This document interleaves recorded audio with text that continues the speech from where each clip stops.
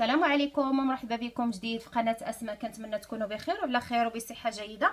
اليوم كما كتشوفوا غادي نحضروا كريمه ديال العنب. عندي هنايا العنب الاسود، مهم بزاف بزاف، وسبق ليا وانني عملت فيديو على يعني بزيت بذور العنب.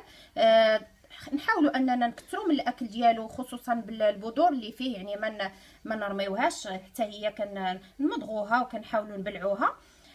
معروف على العنب انه كينشط بالنسبه للخصائص ديالو على البشره، كينشط الدوره الدمويه وكيحفز على انتاج الكولاجين، كيشد البشره وكيمنعها من الترهل، كيقيها من الجفاف، كيعطيها واحد الحيويه، كيحيد هذاك اللمعه اللي كيكون في البشره، خصوصا اللي كيعانيوا من حب الشباب. كيقضي على حب الشباب لانه كيتوفر على مواد مضاده للالتهابات، كينظف البشره من السموم ومن الشوائب، كيوحد اللون ديال البشره. كنستعملوه حتى للهالات السوداء والانتفاخ تحت العيون.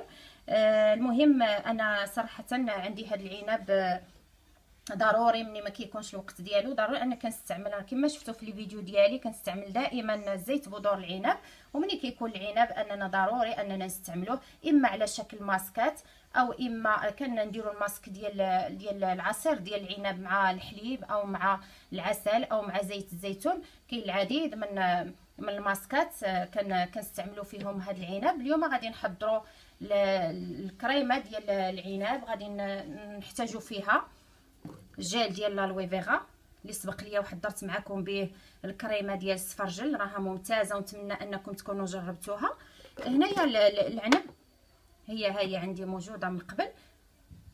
العنب كناخذوه وكنحاولوا نطحنوه يعني بدوك العظيمات اللي فيه، وخصوصا هذا الاسود. كنستعملوا حتى العنب يعني بالالوان ديالو ثلاثه، ولكن انا كنفضل هذا الاسود هذا.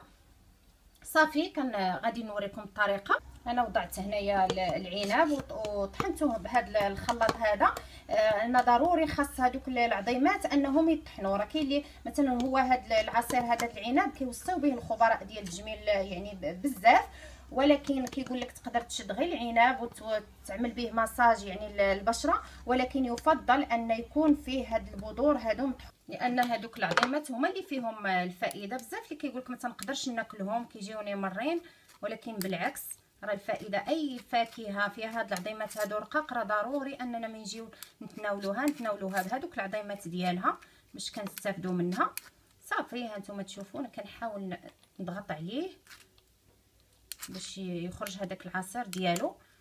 غادي ناخذوا القياس اللي غادي نستعملوه. ممكن اننا نحتفظوا به في الثلاجه، ما كيخسرش يعني اكثر من اسبوع يبقى. دابا غادي ندير لكم غير باش تشوفوا الطريقه. انا راني موجده من قبل، ها هو عندي هنايا. صافي وكنضيف، بقاو تخلطوا يعني حتى كيعطيكم هذا الشكل هذا هانتوما كتشوفوا. يعني هذه هي الكريمه ديالنا، كنحتفظوا بها في واحد القرعه ديال الزاج. انا عندي هذه خاويه. صافي وكتوضعوها في الثلاجه، ويمكن انكم تستعملوه كل يوم، مهم بزاف. كنتمنى ان هذه الكريمه هذه ديال اليوم تكون نالت اعجابكم. ولا عجبكم هذا لا فيديو حاولوا الضغط على لايك، واللي مازال ما اشتركش في القناه ديالي يشترك ويفعل الجرس باش يوصلوا الجديد ديالي. ونتلاقاو ان شاء الله في فيديو قادم بحول الله. والسلام عليكم ورحمه الله. السلام عليكم.